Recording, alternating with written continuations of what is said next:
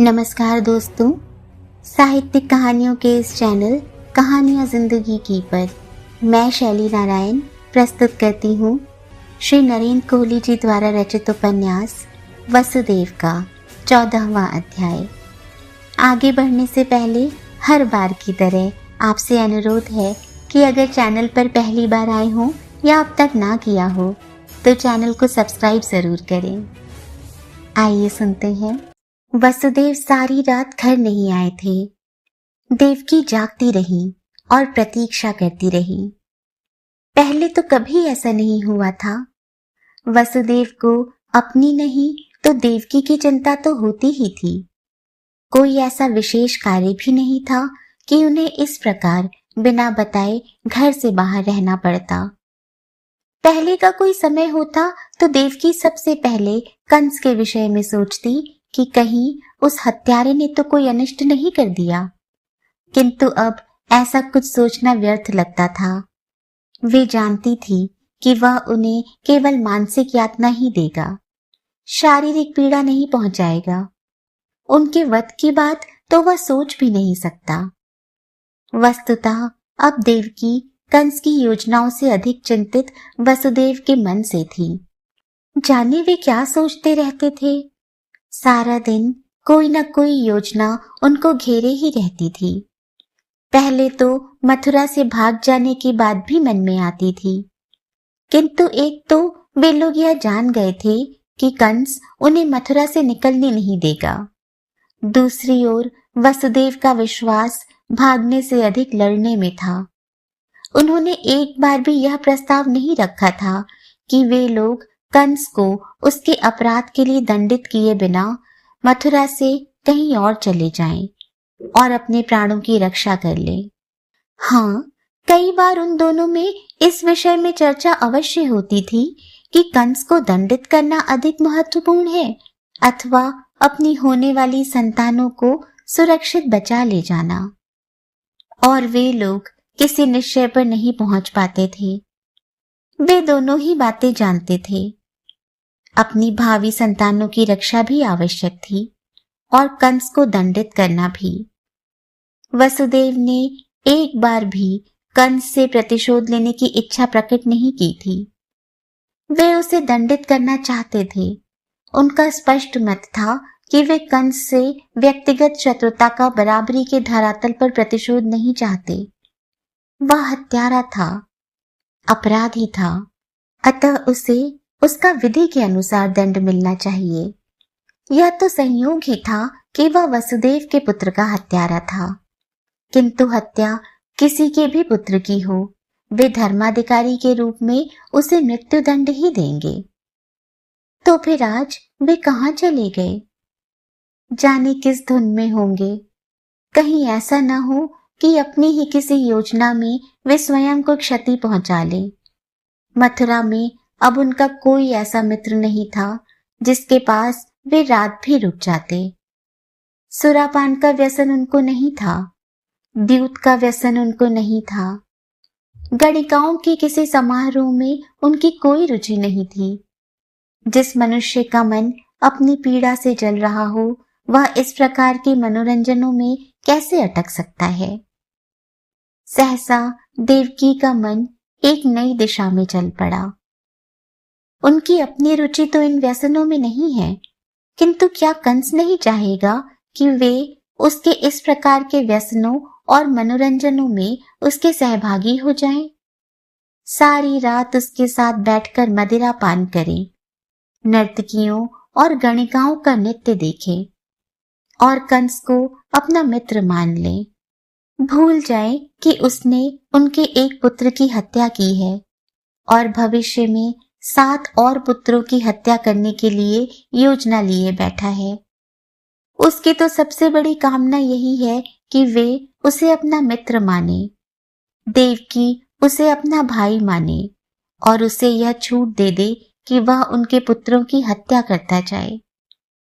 उसकी तो इच्छा यही है कि वे लोग स्वयं को समझा ले कि दोष कंस का नहीं उनके नवजात पुत्रों का है, जो कंस की हत्या करने की योजना लेकर आ रहे हैं। क्या वह नहीं चाहेगा कि वे आमोद प्रमोद और व्यसनों के दास हो जाएं और जीवन के इस कटु यथार्थ को भूल जाएं। कंस उन्हें वे सारी सुविधाएं देगा, बस वे उसका हत्या करने का अधिकार मान लें। क्या वह इसमें सफल नहीं हो सकता? क्यों नहीं हो सकता? वसुदेव इन दिनों इतने पीड़ित हैं कि वे अपनी पीड़ा से मुक्ति पाने के लिए किसी के भी षड्यंत्र में फंस सकते हैं। क्या कंस ऐसा कोई मायाजाल नहीं फैला सकता जो अपनी मानसिक स्थिति के कारण वसुदेव ना देख पाए? नहीं, वे सुरापान तो नहीं ही करेंगे, और जिसकी अपनी एक से एक सुंदर पत्नी हो उसे कोई गणिका क्या लुभाएगी? पर पत्नी और गणिका में अंतर होता है। पत्नी धर्म का आचरण करने के लिए साथ होती है, गणिका धर्म का नाश करने के लिए। किंतु कंस कुछ भी कर ले, वसुदेव की पत्नियों से सुंदर गणिका उसे कहाँ मिलेगी? और यदि मिल भी जाए तो वसुदेव जैसे पुरुष क्या सुंदर मुखड़ा या लुभावना शरीर देखकर अपना धर्म त्याग देंगे? नहीं, देवकी को चिंता करने की आवश्यकता नहीं है, और वसुदेव कहीं खो भी नहीं सकते, कहीं जा नहीं सकते, कहीं छिप नहीं सकते। कंस के सारे गुप्तचर उनके पीछे लगे होंगे। वे उन्हें न खोने देंगे, न छिपने देंगे, न कहीं जाने देंगे। उन्हें लौटकर घर आना ही होगा। देवकी को लगा विचार करते करते शायद उन्हें झपकी आ गई थी। संभव है उन्होंने कुछ उनींदे और बेतुके सपने भी देखे हों।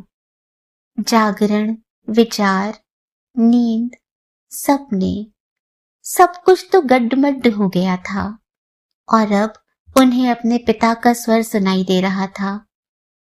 यह सचमुच देवक का ही स्वर था। वे दासी से कह रहे थे कि वह अपनी स्वामिनी को सूचना दे कि वे आए हैं। देवकी उनका स्वागत करने के लिए अपने कक्ष से बाहर निकल आई। देवक के साथ वसुदेव भी खड़े थे। किंतु क्या धज बना रखी थी उन्होंने। चेहरे का उजला गोरा रंग जैसे झुलस कर संवला गया था। केश बिखरे ही नहीं हुए थे, उनमें कुछ मिट्टी और कीचड़ भी था। वस्त्र बुरी तरह कुचले हुए और गंदे हो चुके थे, जैसे कहीं मिट्टी और कीचड़ में घिसटे और लोटे हों। आंखें रात भर न सोने से जैसे सूजी सूजी हो रही थीं। उनमें चिंता और उद्योग के कारण विक्षिप्तता के से लक्षण दिख रहे थे। देवकी के मन में सहस्रों प्रश्न थे, किंतु वे समझ रही थी कि इस समय वसुदेव ना तो प्रश्न सुनने की स्थिति में थे और ना उत्तर देने की। उन्हें विश्राम, प्रेम और सहानुभूति की आवश्यकता थी। कहाँ मिले आपको? अंततः देवकी ने अपने पिता से पूछा। मैं प्रातः गर्गाचार्य को प्रणाम करने उनके आश्रम में गया था, देवक बोले। ये भी आचार्य से चर्चा करने आए हुए थे। पिता और पुत्री की दृष्टि मिली। दोनों ने बिना एक भी शब्द कहे पर्याप्त संवाद कर लिया। देवक बैठक की ओर चले गए और देवकी वसुदेव की भुजा पकड़कर उन्हें अपने कक्ष में ले आई। पीछे पीछे दासी भी आ गई। अपने स्वामी को इस दशा में देखना उसके लिए भी आश्चर्य की बात थी। देवकी ने वसुदेव को पर्यंक पर बैठाया, उनकी चर्म पादुकाएं उतारी और दासी से कहा, स्वामी के पैर पखारने के लिए तप्त जल ले आ। दासी चली गई तो देवकी ने वसुदेव के केशों को सहलाया। नींद आई हो तो सो जाइए, नींद ना आए तो बातें करेंगे। मुझे लगता है कि मुझे आपसे बहुत कुछ कहना है। मुझे भी तुमसे बहुत कुछ कहना है देवकी, वसुदेव धीरे से बोले। बहुत दिनों तक अपने भीतर घुटता रहा हूं, किंतु अब कह ही देना होगा, और तुमसे ही नहीं कहूंगा तो किससे कहूंगा। कहिए प्रिय, क्या कहना है आपको? मैं अपने भीतर कंस से लड़ने की शक्ति न पाकर बाहर के संसार में कहीं वह शक्ति खोजने गया था। मिली? नहीं, किंतु खोजता फिरा। वसुदेव बोले, सोचा कि मैं शमशान में शव साधना करूंगा, किसी कृत्या को जगाऊंगा। मनुष्य के वश का तो है नहीं, कंस का वध वह कृत्या ही करेगी। यह किसने सुझा दिया आपको? देवकी चकित थी। मेरी असमर्थता ने। आप शव साधना में समर्थ हैं? जीवन की उपासना करने वाले शवों की साधना नहीं करते। ठीक कहती हो, किंतु करनी तो शव साधना ही है। क्या कहना चाहते हैं? इस मृत समाज में प्राण प्रतिष्ठा करनी है ना? देवकी को बहुत बल मिला। नहीं, स्थिति उतनी बुरी नहीं थी। वे सोच समझ सकते थे, बस चिंता का वेग कुछ अधिक हो गया था। वह तो ठीक है प्रिय, किंतु कृत्या वाली बात कैसे सूझी आपको? जब प्रकट शक्तियों से कुछ नहीं हो सकता, तब मनुष्य इसी प्रकार की चमत्कारिक शक्तियों के विषय में सोचता है। वसुदेव बोले, मैंने भी सोचा, किंतु मैं कुछ कर नहीं पाया। सारी रात शमशान के निकट मंडराता रहा, किंतु न तो किसी शव के निकट जा सका और न ही किसी अवधूत के चरण पकड़ सका। कंस के सैनिकों ने आपको उन्मुक्त छोड़ दिया घूमने के लिए? उन्होंने कोई रोक टोक नहीं की? वे मेरे पीछे पीछे रहे, किंतु कुछ बोले नहीं। आपको मेरा ध्यान नहीं आया? मैंने यह रात कैसे बिताई होगी? बीच बीच में सोचता रहा, पर यह भी मानता रहा कि मैं अपनी ही नहीं, तुम्हारी भी मुक्ति के लिए भटक रहा हूं। मेरे भटके बिना न तुम्हारी मुक्ति होगी, न मेरी, और न ही हमारी संतानों के प्राण बचेंगे। उसके लिए एक रात की चिंता और व्याकुलता कोई बहुत बड़ा मूल्य नहीं है। फिर रात बीत गई और मैं किसी निष्कर्ष पर नहीं पहुंच पाया, तो मैं गर्गाचार्य के आश्रम में चला गया। उन्हें सब कुछ बताया? हाँ। क्या कहा उन्होंने? वसुदेव मौन रहे, सोचते रहे या स्मरण करते रहे। फिर धीरे से बोले, उन्होंने कहा कि समाज में पहले ही तमोगुण बहुत है, मुझ पर समाज में सतोगुण जगाने का दायित्व है। ठीक ही तो कहा उन्होंने। हाँ, ठीक ही कहा। वसुदेव मौन हो गए। फिर उन्होंने कहा कि तमोगुण से तमोगुण में वृद्धि ही होगी, उससे तमोगुण मिटेगा नहीं। वसुदेव जैसे कुछ आवेश में आ गए। उन्होंने कहा, कंस का नाश करना आवश्यक है, किंतु यह सोचना भी आवश्यक है कि कंस का निर्माण कैसे हो गया। यदि हम कंस का नाश करने में लगे रहेंगे और कंस निर्माण की प्रक्रिया का नाश नहीं करेंगे, तो और अनेक कंस जन्म लेंगे। मैं समझी नहीं। उन्होंने मुझसे पूछा कि कंस ने मेरे पुत्र कीर्तिमान का वध क्या किसी जनशून्य स्थान पर किया था? क्या उस समय वहां पूर्ण एकांत था और कोई नहीं था वहां? मैंने बताया, वहां राज्यसभा के अनेक सदस्य और मंत्री उपस्थित थे। क्या वे अंधे और बहरे थे? आचार्य ने पूछा। उन्होंने नहीं देखा कि कंस पाप कर रहा है? उन्होंने देखा और सुना। मैंने बताया। तो फिर उनमें कोई प्रतिक्रिया क्यों नहीं हुई? उन्होंने कंस को रोका क्यों नहीं? वे कंस से भयभीत थे। मैंने बताया। भय किस बात का?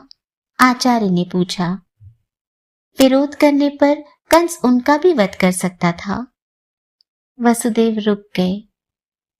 फिर आचार्य ने क्या कहा? आचार्य ने कहा, उनकी कायरता ने उनको अपना कर्तव्य करने से रोका, अपने धर्म से च्युत किया। वसुदेव बोले। उन्होंने कहा, समाज की कायरता निरंतर किसी न किसी कंस का निर्माण करती रहती है। यह भय किस बात का है? अपने प्राणों का? इतना ही नहीं, कहीं लोभ भी है कि हम जीवित रहेंगे, कंस हमसे प्रसन्न रहेगा, वह हमें धन, मान और पद देगा। लोभ के पीछे स्वार्थ है, आत्म केंद्रित होने का भाव है। व्यक्ति अकेला जीना चाहता है, अपने लिए जीना चाहता है, दूसरे के लिए एक कण भी त्याग नहीं करना चाहता। क्या है यह सब? आचार्य ने पूछा। यह सब कंस निर्माण की प्रक्रिया है। हम करें क्या, यह नहीं बताया उन्होंने? देवकी ने पूछा। समाज में सत्व को जगाना है, उन्होंने कहा। वसुदेव बोले, हमें अपने समाज के भय, स्वार्थ, लोभ, भीरुता, कायरता और व्यक्तिवादिता से लड़ना है। व्यक्ति को न्याय तभी मिलेगा जब वह समाज के न्याय के लिए लड़ेगा। समाज में अन्याय और अधर्म रहे तो व्यक्ति को न्याय और धर्म कहां से मिलेगा? पर हम अक्रूर, सत्राजित अथवा प्रद्योत की कायरता कैसे दूर कर सकते हैं? देवकी कुछ चकित भाव से बोली। आचार्य यह समझते क्यों नहीं है कि उनका तमोगुण हमारे प्रयत्न से दूर नहीं होगा? मैंने कहा था उनसे, वसुदेव ने किसी अबोध बालक के समान कहा। क्या बोले वे? तपस्वी अपनी तपस्या से अपने भीतर ही नहीं, अपने परिवेश में भी सतोगुण जगाता है। तुम भी वही करो वसुदेव, उन्होंने मुझसे कहा। यदि तुम अपने रजोगुण के सामर्थ्य पर दुष्ट दलन कर सकते तो आज मथुरा में कंस का राज्य न होता, किंतु आज मथुरा में कंस का राज्य है। तमोगुण शासन कर रहा है आज। अब एक ही मार्ग है कि तुम अपनी तपस्या से अपने सत्व को जागृत करो, अपने सत्व से समाज के तमोगुण का वध करो, उसमें सतोगुण अंकुरित करो। वह कैसे होगा? तुम्हें कंस से भयभीत नहीं होना है, तुम्हें स्वयं को उससे बचाकर भागना नहीं है। कंस भागने ही कहां देगा, देवकी सोच रही थी।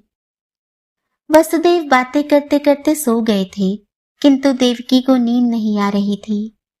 आर्यपुत्र जब अपने आप से परेशान हो जाते हैं तो कोई समाधान पाने के लिए गर्गाचार्य के आश्रम चले जाते हैं, किंतु आचार्य के पास भी क्या समाधान है? वे ना कंस से लड़ सकते हैं, ना उसके विरुद्ध कोई सेना खड़ी कर सकते हैं। वे बार बार आर्यपुत्र का ही आत्मबल जगाने का प्रयत्न करते हैं। वे निराशा की पराकाष्ठा में से आशा और आशा में से बल जगाने का प्रयत्न करते हैं। बल जागेगा तो प्रयत्न भी होगा, प्रयत्न होगा तो उसका परिणाम भी होगा। पर क्या यह सब निरर्थक ही नहीं है? है कहीं कोई आशा की किरण? जब कोई आशा है ही नहीं तो आशा जगाने का प्रयत्न क्यों? व्यर्थ के सपने क्यों दिखा रहे हैं आचार्य? अकस्मात ही देवकी का मन अपने शैशव की ओर लौट गया। वे गुरुकुल की अपनी सखियों के साथ वन भ्रमण के लिए गई थी। सहस्रों हरे भरे आकाश छूते खड़े वृक्षों के मध्य वहां एक विशाल वृक्ष गिरा पड़ा था, जैसे किसी मेले में कोई शव पड़ा हो। सारी सखियों ने आचार्य की ओर देखा। विचलित मत हो बच्चों, आचार्य ने हंसकर कहा था, इसमें कुछ भी असाधारण नहीं है। मनुष्यों के समान वनस्पति का भी जन्म, जीवन और मरण होता है। देखो, 500 वर्षों का अपना जीवन पूरा कर यह विराट वृक्ष भूमि पर आ गिरा है। जीवित रहने के लिए मृत्यु के साथ अपना सारा संघर्ष कर अंततः वह पराजित हुआ है। अब यह वृक्ष पूर्णतः प्राणहीन है। आकाश को छूने का भ्रम पालने वाला यह वृक्ष आज धरती पर पड़ा है और जो कोई चाहे उसे काट कर जला सकता है। पर यह इतना शक्तिशाली वृक्ष गिर क्यों पड़ा आचार्य? उसने अपनी आयु पूरी कर ली थी बिटिया, आचार्य ने कहा। देखो, उसके तने में पक्षियों ने कोटर बना लिए थे। छाल सूख कर झड़ती जा रही थी। रस सूख चुका था। उसकी जड़ें रसा से और रस खींचने में असमर्थ हो चुकी थीं। आकाश की ओर उठे हुए उसके पत्ते सूर्य से ऊर्जा प्राप्त करने में अक्षम हो चुके थे। अस्तित्व जीर्ण शीर्ण हो चुका था। जीवनी शक्ति पूर्णतः व्यय हो चुकी थी उसकी। तो अंतिम सत्य तो मृत्यु ही है ना आचार्य? जाने कैसे तो देवकी ने पूछ लिया था। तुम्हें किसने कह दिया? इस वृक्ष ने। इसके निकट आओ, देखो यह वृक्ष कुछ और भी बता रहा है, आचार्य ने कहा। देवकी अपनी सखियों के साथ निकट आ गई थी। देखो, इस विराट वृक्ष की मृत्यु में से जीवन कैसे जन्म ले रहा है, आचार्य ने कहा। इसके तने पर जो काई उगाई है वह नया जीवन है। वह काई अर्थात मैल नहीं है, वह वनस्पति की एक जाति है। ध्यान से देखो, इस शव से भोजन प्राप्त कर सहस्रों कीटाणु अपना जीवन यापन कर रहे हैं। अंतिम सत्य मृत्यु नहीं, जीवन ही है। जहां एक जीवन पूर्ण होकर विराम लेता है, वहां से दूसरा जीवन आरंभ होता है। मृत्यु तो एक नए जीवन की आधार भूमि ही है। देवकी की आंखों में अश्रु भर आए। गर्गाचार्य भी कदाचित उसी सत्य को प्रकट करने का प्रयत्न कर रहे थे जो उनके गुरुकुल के आचार्य ने उस विराट वृक्ष के माध्यम से प्रकट किया था। अंतिम सत्य तो जीवन ही था। उसी जीवन की खोज में भटक रहे हैं वसुदेव। कल सारी रात भटकते रहे हैं। शमशान तक हो आए, जो जीवन का अंतिम पड़ाव है। देवकी को भी वही करना पड़ेगा। मृत्यु में से जीवन की खोज। जीवन के प्रति आस्था का त्याग नहीं करना होगा। कौन कह सकता है कि उनके नवजात शिशु अपनी मृत्यु से उसी जीवन को अंकुरित नहीं कर रहे जो यह विराट वृक्ष कर रहा था। मृत्यु में से जीवन और कैसे प्रकट हो सकता है? यदि मथुरा को ही नहीं, सारे भारतवर्ष को कंस और जरासंध के रूप में काल ने ग्रस लिया है, तो शव साधना तो करनी ही होगी। ठीक कह रहे हैं वसुदेव, शव साधना की आवश्यकता है। शव को जीवित करना है। एक समूचे देश को, समग्र समाज को जीवित करना है। संभवतः सारी पृथ्वी ही जीवन दान मांग रही है, तो फिर शव साधना तो करनी ही होगी। ठीक कहते हैं गर्गाचार्य, पलायन से काम नहीं चलेगा। केवल अपनी संतान की सुरक्षा की चिंता नहीं करनी होगी। समाज का सत्व जगाना है तो तपस्या करनी होगी। त्याग नहीं, बलिदान का पर्व है यह। प्रसव में भी रक्त बहता है। रणचंडी रक्त मांग रही है। रक्त द्वारा तर्पण करना होगा। जीवन की जड़ों को अपने रक्त से सींचना होगा। यदि जगदम्बा के पुत्रों को इस कंस रूपी काल से बचाना है, तो अपने पुत्रों की बलि देनी होगी। वसुदेव और देव की आत्महत्या कर लेंगे तो क्या बिगड़ जाएगा कंस का? वे मथुरा से जीवित और सुरक्षित निकल भागेंगे तो कंस समाप्त हो जाएगा क्या? यह राक्षसी आतंक निर्मूल हो जाएगा क्या? कौन करेगा उसका सामना? नहीं, वे पलायन नहीं, संघर्ष करेंगे। समर्पण नहीं करेंगे, बलि देंगे। आर्यपुत्र ने कहा था कि क्षत्रिय तब तक अपना खड्ग नहीं छोड़ता जब तक उसकी भुजा ही न कट जाए। किंतु यहाँ खड्ग छोड़ने की स्थिति है ही कहाँ। भुजा कट भी जाए, खड्ग हाथ से गिर भी जाए, तो भी युद्ध से मुंह नहीं मोड़ा जा सकता। दांतों से लड़ना होगा, नखों से लड़ना होगा। अपने पुत्रों की बलि देकर उस सूक्ष्म अदृश्य सर्वनियंता पिता को घनीभूत होने को बाध्य करना होगा।